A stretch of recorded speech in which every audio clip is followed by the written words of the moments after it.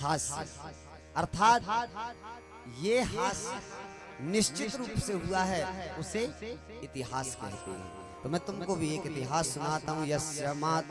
यस्य श्रवण मात्रेण पाप हानिं प्रजायते। कौन सा इतिहास है? बोले तुंगभद्रे तटे पूर्वम भूतपत्तनमुत्तमम् यत्र वर्ण स्वधर्मेण सत्सत्कर्म तत्परा। एक तुंगभद्रा नदी है, उसके तट पर बोले क्या है? बोले यत्र वर्ण स्वधर्मेण, बोले चारों धर्म के व्यक्ति रहते हैं। और एक वहां पर ब्राह्मण रहा करते हैं, उनका नाम आत्मदेव पुरे तस्मिन् सर्वदेव विशारदा स्रोतस्मार्तेष निष्णातो द्वितीयो इव भास्करा। बोले उस समय पर दो सूर्यों की चर्चा होती थी। कौन कौन से? एक सूर्य बोले जब निकलते हैं तो वो पूरी पृथ्वी को प्रकाश करते हैं। और एक सूर्य कौन से?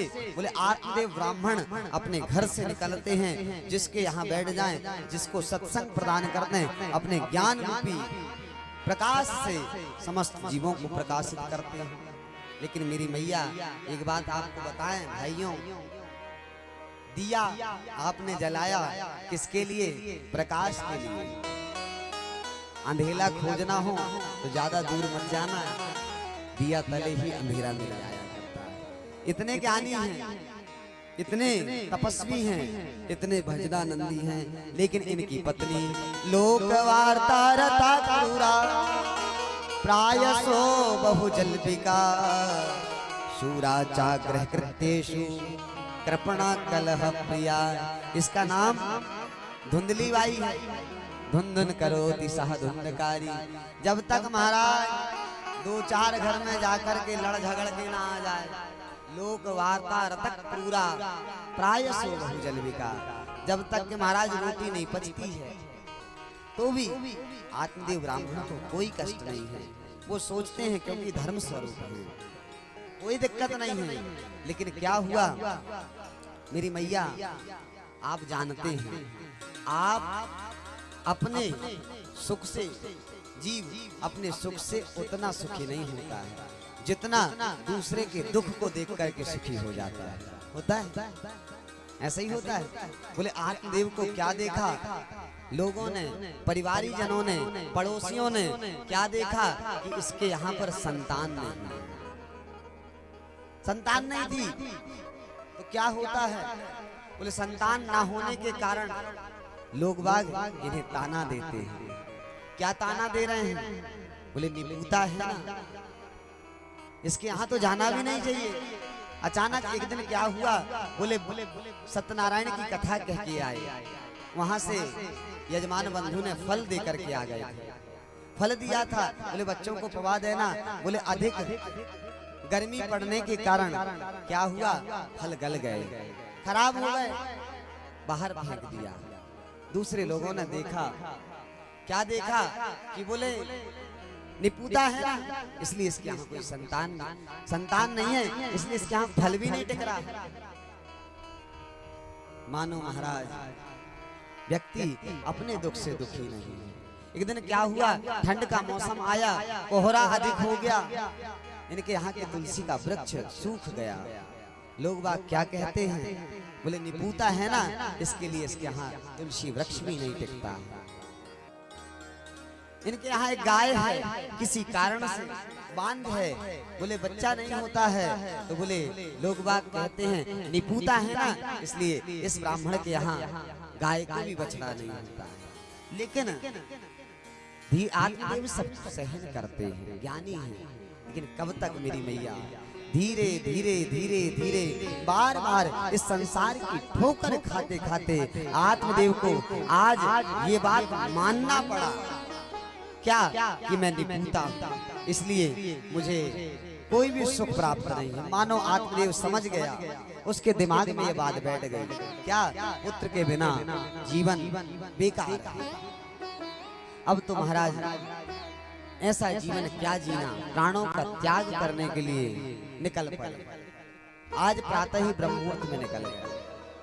और जाकर के एक वृक्ष के नीचे तुंगभद्रा नदी के तट पर बैठ गए और चिंतन कर रहे हैं। एक बार हुआ ऐसा, एक दादाजी थे।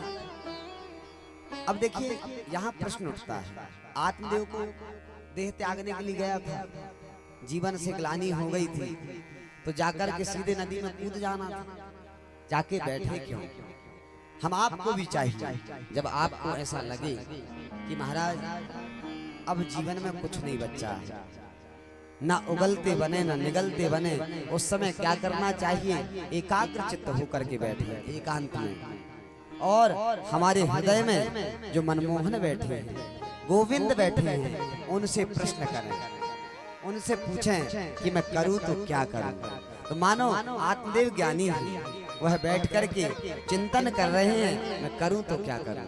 जैसे एक दद्दा जी घर से परेशान हो गए, सर्विस लाइन में थे, तो बोले जब ड्यूटी में जाते थे सुबह बिल्कुल टाइम पे एकदम टिफिन मिल जाता था, टाइम पे चाय मिल जाती थी। अचानक क्या हुआ, आज इनकी पत्नी थोड़ा सा लेट हो गई, तो क्या हुआ, 5 मिनट चाय लेट मिली।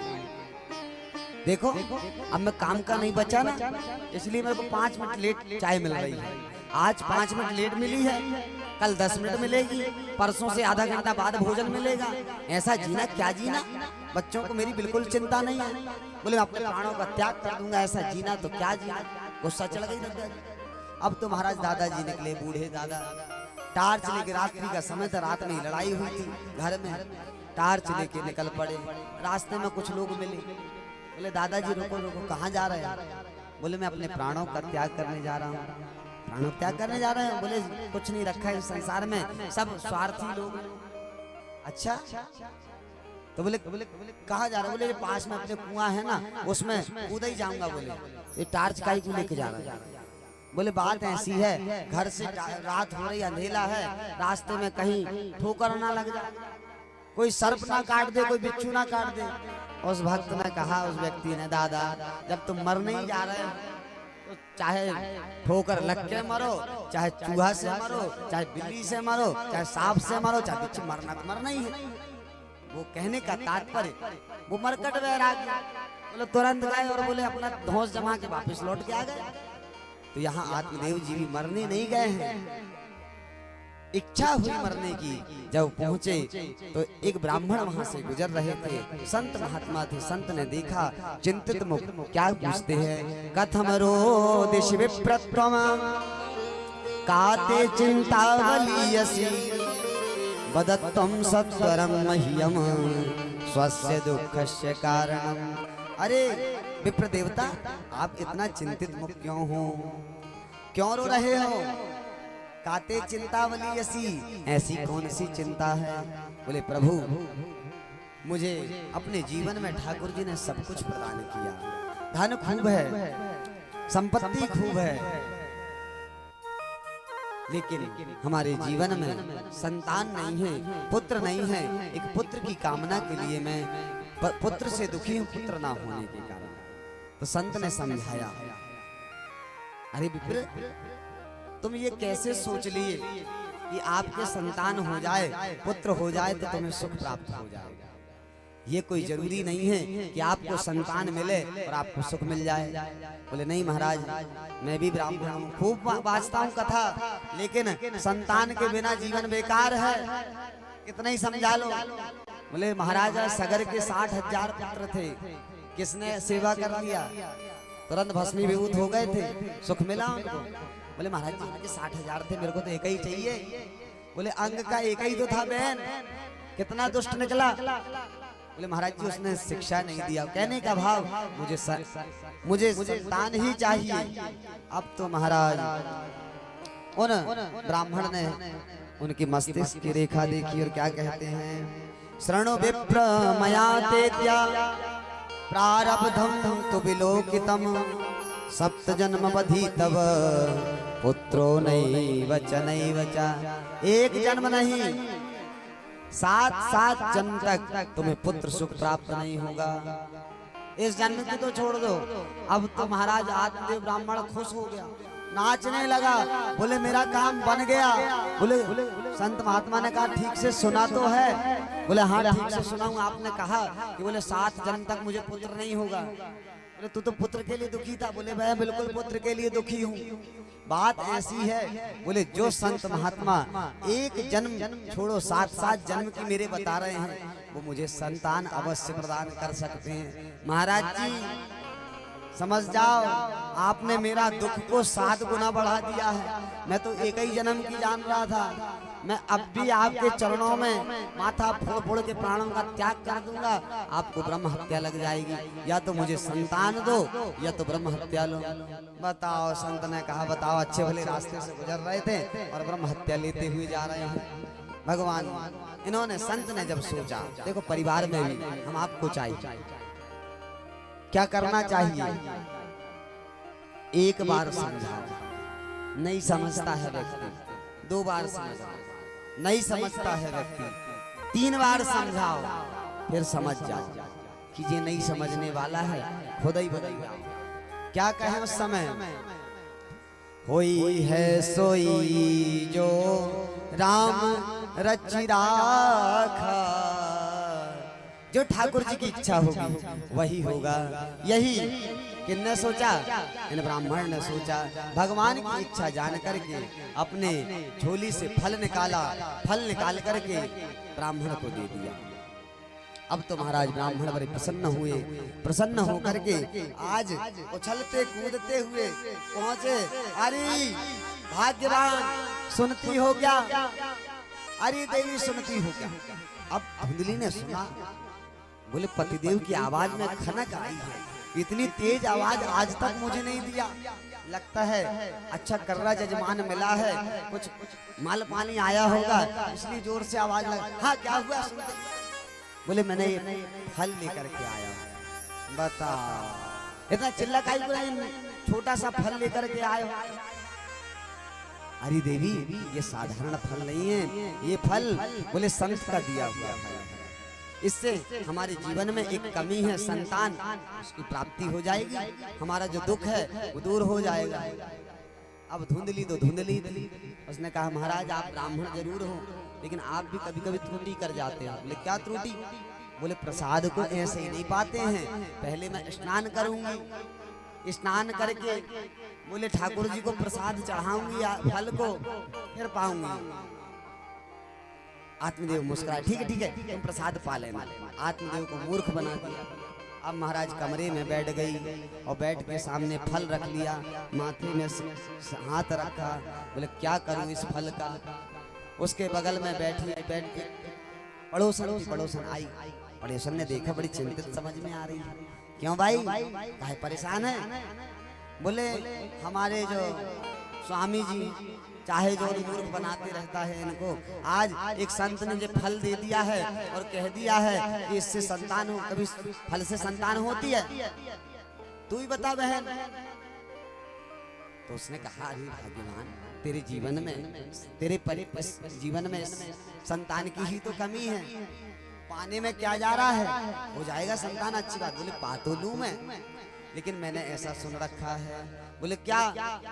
बोले जिसके संतान होती है उससे पूर्व उस माँ को बहुत कष्ट झेलना पड़ता है। गर्भ बड़ा हो जाता है, गर्भ समय में बहुत कष्ट होता है, भोजन कम हो जाता है।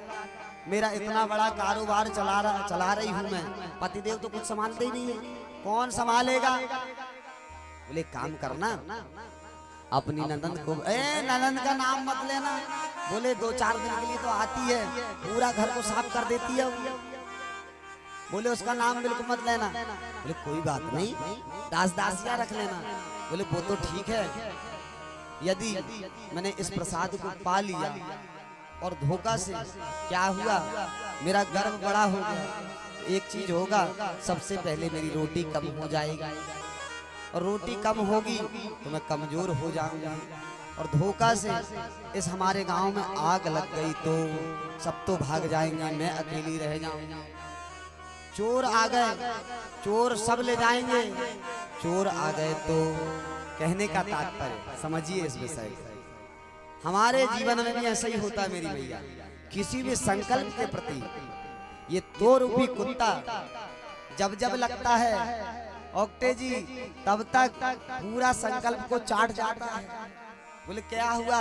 बोले महाराज जी भागवत कराने की इच्छा तो हो रही है, लेकिन व्यवस्था नहीं बनी। तो बोले ठीक से साउंड नहीं लगा तो, ठीक से टेंट नहीं लगा तो, बोले वर्षा हो गई तो, ये सब सोचते रहे तो क्या होगा?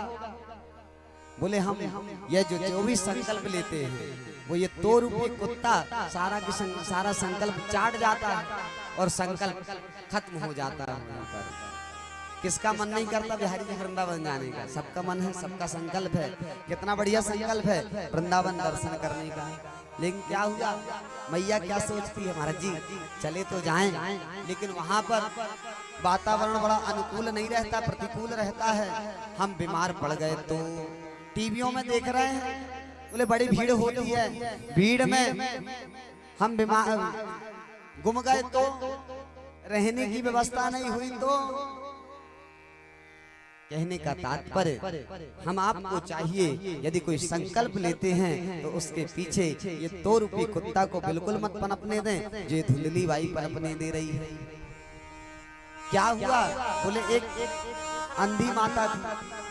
अंधी माता सुबह से चकिया चलाते थे, पहले गेहूं पीसने के लिए आटा निकलता था।